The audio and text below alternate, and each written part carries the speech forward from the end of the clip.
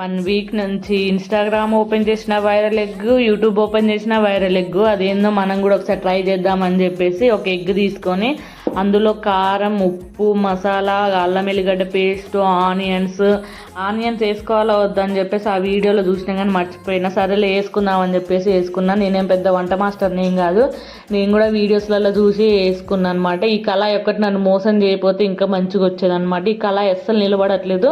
మా ఇంట్లో ఇంతకన్నా చిన్న కళాయిలు లేవు, అందుకని ఇక ఇందులోనే క్రాస్ పెట్టి దాని కింద గిన్నె పెట్టి చేసిన. ఎగ్ వేయంగానే అది వచ్చి నా మీద పడ్డది ఆయిల్, నా చెయ్యి కూడా గాలింది. అనవసరంగా చేసిండ్రా అనిపించింది.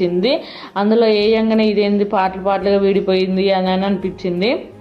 అందులో మా ఇంట్లో కొత్తిమీర, పుదీనా లేదని చెప్పేసి ఇక ఆనియన్ ఒక్కటే వేసుకున్నా. ఇది తిప్పేటప్పుడు వచ్చింది నాకు వచ్చిన కష్టాలు. ఫాస్ట్ ఫార్వర్డ్ ఉంది కాబట్టి ఇంత సింపుల్గా అయిపోయినట్టుగా అనిపిస్తుంది, కానీ ఘోరమైన కష్టం అయిపోయింది నాకు ఇది తిప్పాలంటే. ఆ పక్కన గిన్నె పెట్టిన చూసిరా, అది నిలబడట్లేదు అని చెప్పేసి అది నిలబడడానికి ఇంకా పక్కనే నిలబడి చూడాల్సి వస్తుంది. చెయ్యి కూడా గాలింది.